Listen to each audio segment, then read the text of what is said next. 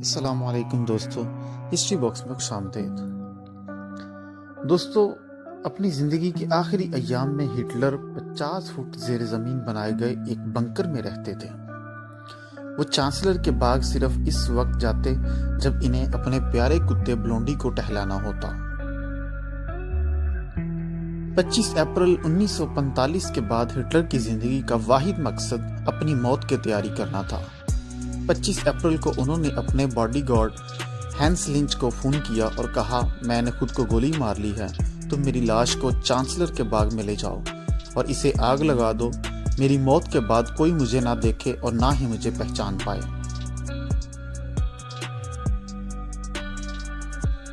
Body guard کو انہوں نے مزید تاکید کی کہ اس کے بعد تم میرے کمرے میں واپس جاؤ اور میری وردی، میرے کاغذات، ہر وہ چیز جو میں نے استعمال کی ہے اسے اکٹھا کرو اور اس سب کو آگ لگا دو۔ صرف انٹن گراف کی فریڈرک دی گریٹ کی آئل پینٹنگ کو ہاتھ مت لگانا، یہ میرا ڈرائیور میری موت کے بعد برلن سے بحفاظت باہر لے جائے گا۔ دوستو، آخری ایام میں ہٹلر صبح 5-6 بجے سونے جاتے اور سپہر کو اٹھتے تھے۔ ہٹلر کی ذاتی معاون ٹروڈی جنگا آخری لمحے تک ہٹلر کے ساتھ اس بنکر میں تھیں۔ انہوں نے ایک بار کہا تھا کہ آخری 10 دن ہمارے لیے ایک ڈراؤنے خواب کی طرح تھے۔ ہم ایک بنکر میں چھپے ہوئے تھے اور روسی فوج ہمارے قریب آ رہی تھی۔ ہم بآسانی ان کی فائرنگ بموں اور بندوقوں کی آوازیں سن سکتے تھے۔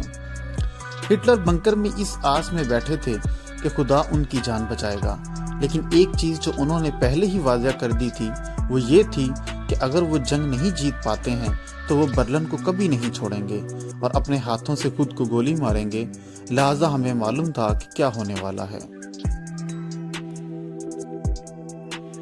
جب 22 اپریل 1945 کو ہٹلر نے ہم سب سے کہا کہ تم لوگ چاہو تو برلن چھوڑ کر جا سکتے ہو، ان کی گرل فرینڈ ایوا براؤن نے سب سے پہلے کہا کہ تم جانتے ہو میں تمہیں چھوڑ کر نہیں جانے والی، میں یہیں رہوں گی، اور میرے منہ سے بھی ایسے ہی الفاظ نکلے تھے۔ ہٹلر کے بارے میں کتاب the life and death of Adolf Hitler کے مصنف رابرٹ پائن نے اس وقت ہٹلر کی حالت کو بیان کیا ہے۔ وہ لکھتے ہیں، ہٹلر کا پورا چہرہ سوج گیا تھا اور اس پر بے شمار جھریاں نمودار ہو گئی تھیں۔ ان کی آنکھوں میں زندگی کا چمک مانند پڑ چکی تھی، گویا وہ ایک بوڑھے گدھ کی مانند بیٹھے تھے۔ ان کی شخصیت کے بارے میں سب سے یادگار بات یہ تھی کہ وہ ایک شرابی کی طرح لڑکھڑا رہے تھے۔ وہ ایک ہی ماہ میں 10 برس بوڑھا ہو گیا تھا۔ بنکر میں قیام کے آخری دن ہٹلر نے ایوا براؤن سے شادی کرنے کا فیصلہ کیا۔ اپنی زندگی کے آخری دن ہٹلر کچھ گھنٹوں کے لیے سوتے رہے اور تازہ دم ہو کر اٹھے۔ یہ دیکھا گیا ہے کہ سزائے موت کے قیدی اپنی موت سے ایک رات قبل عام طور پر سکون کی نیند سوتے ہیں۔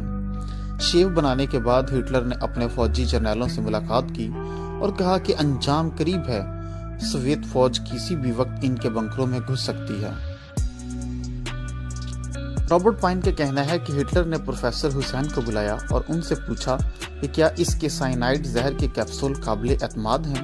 ہٹلر نے ان گولیوں کا تجربہ کرنے کے لیے اسے اپنے پیارے کتے کو کھلانے کا بھی کہا۔ اس تجربے کے بعد حسین نے ہٹلر کو اطلاع دی کہ تجربہ کامیاب رہا، بلونڈی کی سیکنڈوں میں موت ہو گئی تھی۔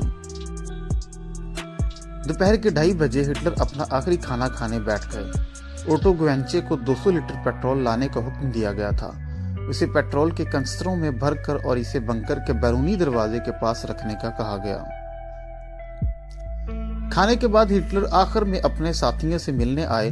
انہوں نے آنکھیں چار کیے بغیر ان سے مصافحہ کیا۔ اس کے ساتھ اس کی اہلیہ ایوا براؤن بھی تھیں۔ ایوا نے گہرے نیلے رنگ کا لباس اور اطالوی موتیوں والے جوتے پہن رکھے تھے۔ ان کی کلائی پر پلاٹینم کی گھڑی تھی۔ پھر وہ دونوں اپنے کمرے میں چلے گئے۔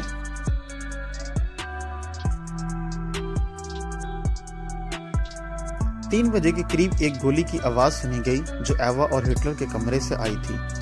جب ان کے کمرے میں جا کر دیکھا گیا تو پتا چلا کہ ایوا زہر کھا کر مردہ پڑی ہوئی تھی اور ہٹلر نے خود کو گولی مار لی تھی۔ اس کے بعد لنچ نے ہٹلر کے لاش کو چادر میں لپیٹا اور اسے ہنگامی دروازے سے لے کر چانسلر کے باغ تک لے گیا۔ بورمن ایوا براؤن کی لاش لے کر آیا۔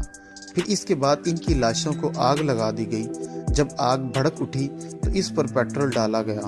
आग 2.5 घंटे तक जलती रही। रात 11 बजे ग्वांस्चे ने सुपीरियर सर्विसेज के एहलकारों को जली हुई लाशों को दफनाने के लिए भेजा। कुछ दिन बाद जब सोवियत फौजियों ने हिटलर और इसकी अहलिया की कब्र कुशाई की तो सब कुछ खाक हो चुका था। सिर्फ कुछ दांत मिले थे और एक शख्स जो सन 1938 के बाद से हिटलर के दांतों के डॉक्टर के साथ काम कर रहा था उसने तस्दीक की कि ये दांत हिटलर के हैं। तो नाज़रीन, ये आज की हमारी वीडियो आपको अच्छी लगे तो इसको लाइक कीजिए और हमारे चैनल को सब्सक्राइब कीजिए ताकि हमारी आने वाली तमाम वीडियोस आप तक बआसानी पहुंचाई जा सकें। शुक्रिया।